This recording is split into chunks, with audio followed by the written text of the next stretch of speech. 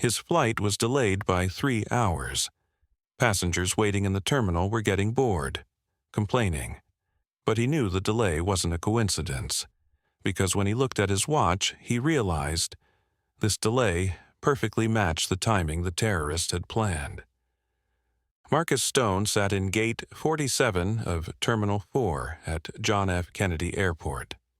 The 31-year-old man presented a perfect pilot appearance. Navy blue uniform, golden wings, tired but professional posture. As he sipped his coffee cup, he quietly observed the crowd around him. Everyone thought he was just an ordinary pilot waiting for United Airlines' delayed flight. However, Marcus had been working for the CIA's most secret unit, Phantom Division, for the past 3 years. Today's mission was simple: go to Los Angeles, start another operation there with his new identity. At least that was this morning's plan. His watch showed 3:43 p.m. The flight was supposed to take off at 12:30. The airline had announced a technical malfunction for the 3-hour delay, but alarm bells were ringing in Marcus's mind. Because in the intelligence report they had obtained 6 months ago, there was mention of a terror plan targeting this date, this time, and this flight. His phone vibrated. Unknown number appeared on the screen. "Stone," he said in a low voice. "Marcus, this is Rachel Park calling from Langley. Are you aware of the situation?" Marcus set his coffee aside. Rachel was his CIA liaison officer. A call from Langley meant things were getting serious. "The delay? Yes, I'm aware. This delay isn't a coincidence. We've received new information about an Operation Phoenix Network planned for today. The terminal you're in is at risk." Marcus's muscles tensed. Phoenix Network was the new generation alliance of international terrorist organizations, extremely advanced in technology use, almost impossible to detect with traditional methods. "What kind of attack are we expecting?" he asked. "It's not clear yet, but we know it will be a coordinated action, multiple targets simultaneously. You're our eyes there, Marcus. The FBI's special team is at least 40 minutes away." The line went dead. Marcus put his phone in his pocket and began looking around more carefully. The terminal was crowded. New Year's holiday return rush, delayed flights, stressed passengers, an ideal camouflage environment. He stood up and started walking inside the terminal. His pilot uniform gave him the freedom to move around. Security guards didn't stop him. Passengers made way for him. He noticed the first strange detail near the restaurant area. 3 men were sitting at different tables, but all dressed in the same style. Black jackets, dark jeans, sneakers. What was noteworthy was that all 3 were wearing the same brand of watch. Marcus was an expert in watches, as part of his CIA training. These were a special model of Casio G-Shock, usually used in operations requiring coordination. To examine more closely, he went to buy coffee from the restaurant. As he approached the cashier, he noticed there was a small Bluetooth earpiece in his ear. It looked normal, but when he turned on his frequency analysis device, the tiny tool he always carried inside his pocket watch, he caught an abnormal signal. All 3 men were communicating on the same frequency. Marcus got his coffee and sat at a nearby table. While appearing to take out his phone and start texting, he was actually recording the 3 men. The facial recognition software brought results within 2 minutes. First man, Dmitry Volkov, Russian origin, affiliated with Phoenix Network's European unit. Second man, Hassan al-Mahmoud, Jordanian origin, explosives expert. Third man, Klaus Weber, German, cyber attack expert. Marcus's pulse quickened. This wasn't just a random group. The coming together of professional operators from different areas of expertise meant preparation for a large-scale attack. His watch showed 4:15 p.m. If he was right, the attack would start very soon. He stood up and started walking toward the security checkpoint. On the way, he called Rachel. "I've identified 3 terrorists, sending location, but I can't wait for the FBI to arrive." "Marcus, don't intervene alone. This is too risky." "Rachel, there are over 3,000 people in the terminal. I can't take this risk." As he passed by the security checkpoint, he observed abnormal activity at the metal detectors. Several security guards looked more tense than normal. One had a small wound mark on his arm, fresh, probably from a few hours ago. Marcus stopped. Could these security guards have been deceived by Phoenix Network? Or worse, were they using their own personnel?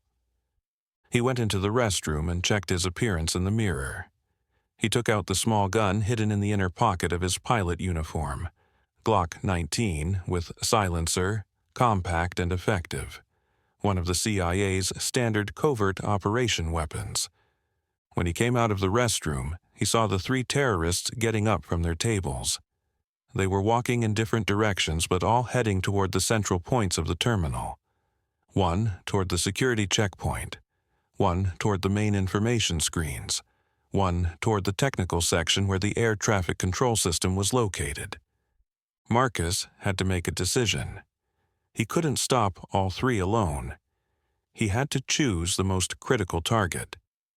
He chose the air traffic control system. If they could infiltrate there and crash the system, not just this terminal but the entire JFK Airport could be thrown into chaos. Plane crashes, emergency landings, thousands of human lives could be endangered. He started following Klaus Weber. The German agent was walking toward a section that required security cards.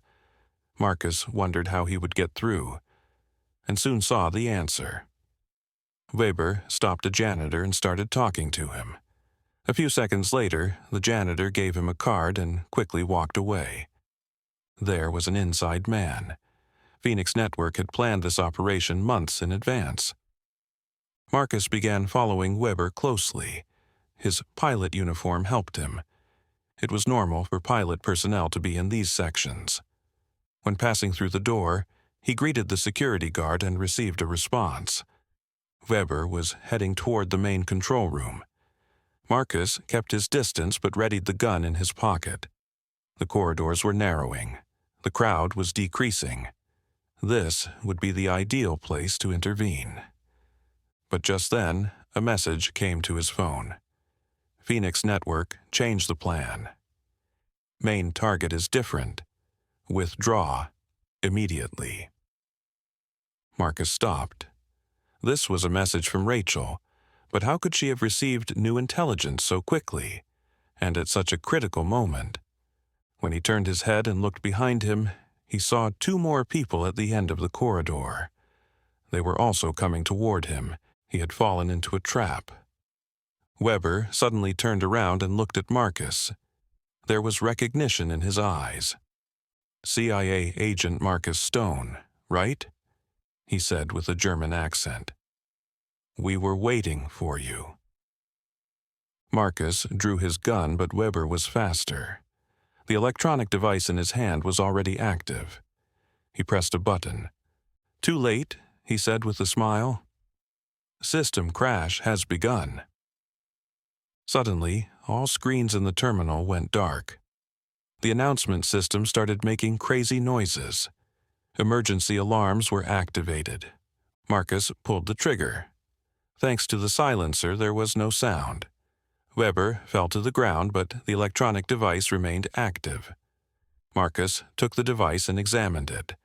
It showed a countdown. 8:47. 8 மணி 46 நிமிடம். 8 மணி 45 நிமிடம். What would happen in 8 minutes? The 2 people at the end of the corridor started running toward him. Marcus found the emergency exit and returned to the main terminal from there. Chaos had begun. People were running in panic. Security guards were trying to control the situation. But Marcus had only one thing on his mind. Dmitry Volkov and Hassan al-Mahmoud were still there, and continuing to implement the rest of the plan. The device in his pocket still showed 7:23. In 7 minutes, thousands of innocent human lives would be in danger, and he was the only person who could stop them. Marcus continued to pass through the crowd using the advantage his pilot uniform gave him. His first target was Dmitry Volkov. The Russian agent was doing something at the security checkpoint. When he got closer, he saw that he was recalibrating the metal detectors. Why would a terrorist manipulate metal detectors? Marcus understood the answer a few seconds later. He was making it easier for other operators to bring in weapons. This was just the beginning. Marcus approached Volkov, taking advantage of the disorder during the passage through metal detectors. The Russian agent was working behind the security panel and hadn't noticed Marcus. "Technical problem?" asked Marcus in a pilot tone. Volkov raised his head. A momentary surprise appeared in his eyes, but he quickly recovered. "Yes, calibration problem. It'll be fixed soon." Marcus got even closer. "Can I help?" "I have some experience with electronic systems." Volkov's hand moved toward his pocket, but Marcus was faster. He put his hand on the Russian's wrist and squeezed. "Keep your hands visible," he whispered. "If you make a sound, it will cost everyone in this terminal their lives." Volkov narrowed his eyes. "You're CIA. And you're a dead man if you don't stop that countdown. 5 minutes 30 seconds left." Marcus pulled Volkov away from the security panel to a nearby empty corridor. The chaos in the terminal continued, but the security cameras were still working. He had to move. "Where's Hassan?" he asked. "I don't know," said Volkov, but his eyes betrayed his lie. Marcus pressed the barrel of his gun against the Russian's ribs. "In 5 minutes, 3,000 people here will die. You'll be one of them, or you help me." Volkov thought for a few seconds. "Gate C6. He's placing explosives." Gate C6. This was the gate for the flight Marcus was supposed to take. It couldn't be a coincidence. Marcus locked Volkov in a cleaning room and started running toward Gate C6. There was now complete chaos in the terminal. The electrical system was going on and off. Announcements were giving mixed messages. People were rushing toward the exits. When he approached Gate C6, he saw Hassan al-Mahmoud. The Jordanian terrorist was working behind the technical panel next to the gate. The device in his hand looked like plastic explosive. Marcus tried to approach through the crowd, but Hassan noticed him. The two men made eye contact. Hassan showed the device in his hand and pointed to a button on it. "Take one more step and I'll detonate the explosive right now." Marcus stopped. There were hundreds of people around them. Mothers, fathers, children. They were all trying to get home. "What do you want?" Marcus shouted. "To end injustice. This system must collapse." Hassan's finger was trembling on the explosives button. Marcus calculated the distance. He was 7 meters away. Even if he took a shot, the man might reflexively press the button. But then, from amid the chaos in the terminal, an unexpected voice came. "FBI, hands up." When Hassan turned his head looking for the source, Marcus didn't miss the opportunity. He lunged forward and grabbed Hassan's wrist. The two men rolled to the ground, the explosive device going back and forth between their hands. Marcus's training kicked in. With a judo hold, he neutralized Hassan and took the device from his hand. The screen showed 1:47. 1 minute, 47 seconds. Marcus examined the device. Cables, electronic parts, digital screen. He had taken bomb disposal training, but this device didn't look familiar. They were using new technology. 1:15 1:14 1:13 the basic rule he learned in CIA training. If in doubt, cut the power source. Marcus found the main cable at the back of the device and prepared to cut it, but then Hassan woke up and tripped his leg. Marcus fell to the ground. The device flew through the air. 0, 0, 43, 0, 0, 42, 0, 0, 41. The device shattered on the ground, but its screen was still working, and the numbers continued to decrease. Hassan got up and started to run away, but Marcus stopped him with his gun. "Stop! What's the password?" "I don't know. I only set the timer. 00:28 00:27 00:26. Marcus desperately collected the pieces of the device. The main electronic card was still working. 00:15 00:14 00:13. People in the terminal were fleeing, but most weren't close to the gates anyway. 3,000 people couldn't be evacuated in 13 seconds. Marcus tried the last resort. He picked up the main electronic card from the ground and smashed it to the ground with all his strength. The card split in two. 00:07 00:06. The screen flickered. 00:05. It went dark. Marcus held his breath. There was silence in the terminal. Only police sirens could be heard from afar. There was no explosion. Oh. Marcus took out his phone and called Rachel. "Rachel, first wave threat has been overcome, but there could be more." "Marcus, FBI teams are entering the terminal. Don't let your identity be exposed." He went up to the upper floor of the terminal. When the elevator doors opened, 3 people were aiming automatic weapons at him. "Agent Stone, we finally found you." The man in the middle was in his 40s, professional-looking, wearing a suit. He was probably the leader of Phoenix Network's operation. "An exchange. You can join us. We pay very well." Marcus shook his head. "Never. Then this terminal will see a lot of blood today." FBI sirens rose. Marcus threw himself toward the glass wall and dropped himself down. He fell to the lower floor but landed safely. FBI agents drew their weapons when they saw him. "FBI, stop!" Marcus showed his pilot uniform. "I'm CIA agent Marcus Stone. Phoenix Network is upstairs."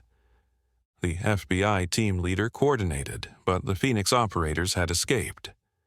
Hours later, FBI Director Thompson approached Marcus. "Agent Stone, you saved the lives of thousands of people today." Marcus smiled tiredly. Phoenix Network will return. This was just the beginning. The phone in his pocket vibrated. Message from Rachel. "Congratulations, Marcus. Your new mission is ready." Marcus closed his phone. One operation was over. Another had begun. Phantom Division's work never ended. The passengers at Gate 47 would never know Marcus Stone. But being alive was thanks to his sacrifice. And that was the greatest reward an agent could receive.